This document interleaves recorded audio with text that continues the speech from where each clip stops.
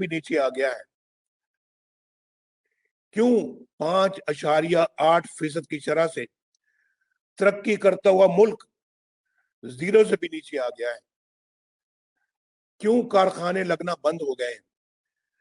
کیوں سڑکیں، شاہراہیں اور موٹر ویز بننا بند ہو گئی؟ کیوں پاکستان دنیا میں تنہا رہ گیا ہے؟ کیوں بھارت کو کشمیر ہڑپ کرنے کی ضرورت ہوئی؟ اور کیوں ہمارے برادر اسلامی ملک بھی ہم سے دور ہو گئے؟ کیوں سعودی عرب جیسا ہمارا مخلص ترین دوست ہم سے ناراض ہو گیا ہے؟ کوئٹہ کے بھائی اور بہنوں، اس کا سیدھا سادہ جواب یہ ہے کہ چند لوگوں کو اپنے ذاتی مفادات اور اختیارات آپ کی آزادی اور خوشحالی سے زیادہ عزیز ہے۔ آئین اور قانون ان مٹھی بھر لوگوں کے مذموم عزائم کے آڑے آتے ہیں۔ نواز شریف ان لوگوں کو اچھا نہیں لگتا، کیونکہ وہ آپ کا منتخب نمائندہ ہے اور آپ کے ووٹ پر کسی اور کا اختیار تسلیم نہیں کرتا۔ وہ آئین شکنی برداشت نہیں کرتا، وہ ڈکٹیشن نہیں لیتا۔ تو فیصلہ ہوا کہ نواز شریف کو نکالو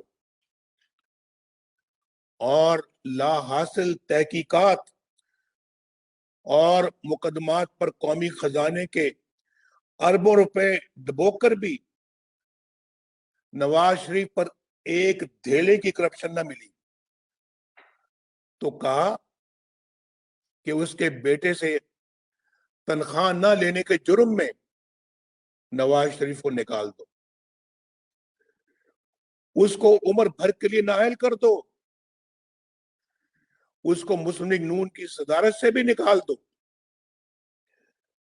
اس کے بھائی شہباز شریف، اس کی بیٹی مریم، حمزہ شہباز شریف اور اس کے سارے خاندان اور ساتھیوں کو، مسلم لیگ نون کے ساتھیوں کو جیل میں ڈال دو۔ نواز شریف کو نمونہ عبرت بناتے بناتے انہوں نے پاکستان آپ سب کو نمونہ عبرت بنا دیا۔ اس مقصد کے لیے انہوں نے انتخابات سے پہلے زبردستی لوگوں کو پی ٹی آئی میں شامل کروایا، پھر انہیں جتوانے کے لیے الیکشن کے دن شرمناک ڈرامہ رچایا، پولنگ سٹیشنوں پر قبضہ جمایا، پولنگ ایجنٹوں کو نکال باہر کیا، آر ٹی ایس بند کروایا، رات کی تاریکی میں اپنی پسند کے نتیجے بنا کر 4 دن تک مرضی کے نتائج جاری کرتے رہے، اور تاریخ کی سب سے بدترین دھاندلی کر کے انہوں نے ایک نااہل اور نالائق ترین شخص کو وزیر اعظم کی کرسی پر بٹھا دیا تاکہ وہ ان سے جرائم پر کوئی سوال نہ اٹھائے، بلکہ ان کے اشاروں پر کرتب دکھاتا رہے۔ یہاں سے ملک کی تباہی اور بربادی کا وہ سلسلہ شروع ہوا جو کہ بڑھتا ہی چلا جا رہا ہے۔ ان چند لوگوں کے ذاتی مفادات کی قیمت آپ کو اور آپ کے بچوں کو ان حالات، اس بھوک اور افلاس سے چکانی پڑ رہی ہے۔ میرے بھائی اور بہنوں، آپ عزت والے لوگ ہیں، غیرت والے لوگ ہیں۔ بلوچ اور پختون اپنی شاندار روایات رکھتا ہے، لیکن آپ نے دیکھا کہ کراچی کے عظیم الشان جلسے سے گھبرا کر ان لوگوں نے منہ اندھیرے کراچی کے ایک ہوٹل کے اس کمرے کا دروازہ توڑا اور اندر داخل ہو گئے جس میں مریم نواز شریف اور کیپٹن صفدر ٹھہرے ہوئے تھے۔ کیا اب یہ لوگ اس پستی میں گر گئے ہیں کہ نہ کوئی اخلاق باقی رہا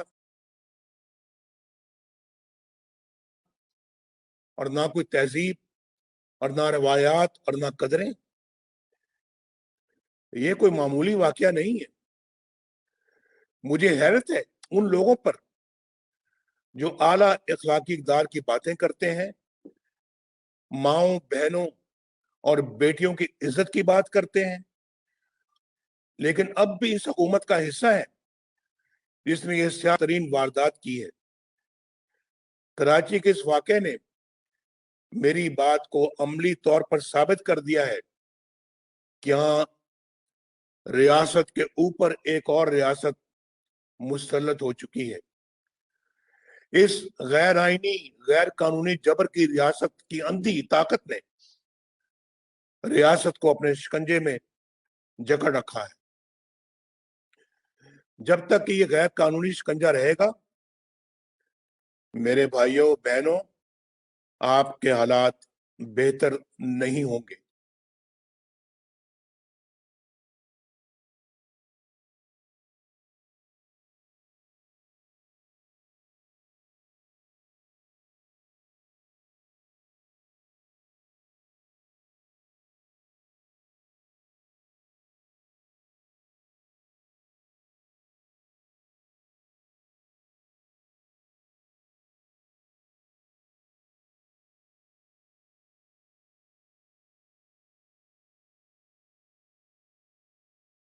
کہ ہمارے پاکستان ڈیموکریٹک موومنٹ کا موقف درست ہے۔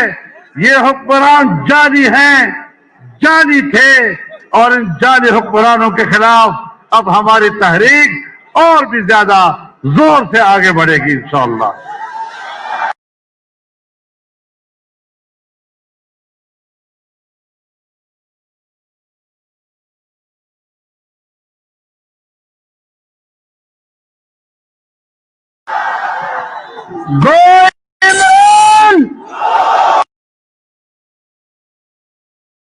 بنی گالا تک آواز جانی چاہیے، گو عمران، گو عمران، گو عمران۔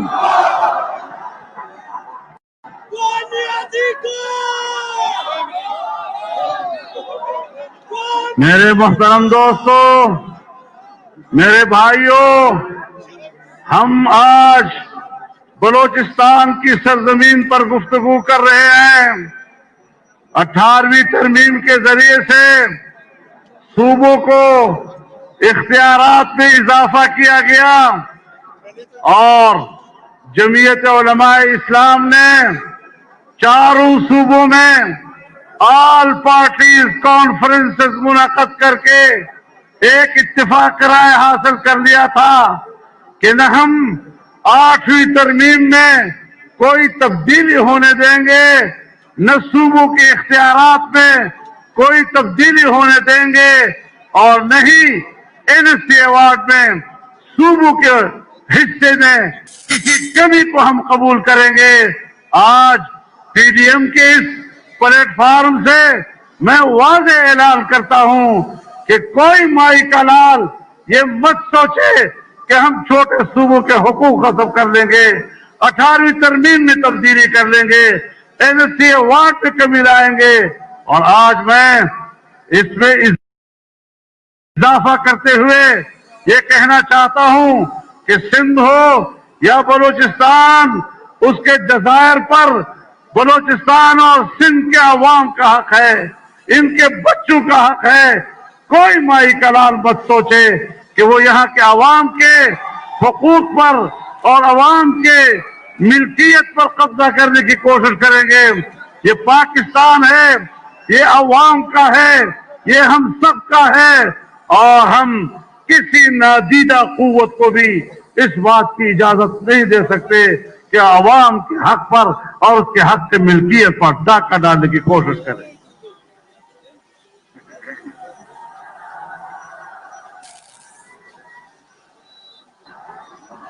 میرے محترم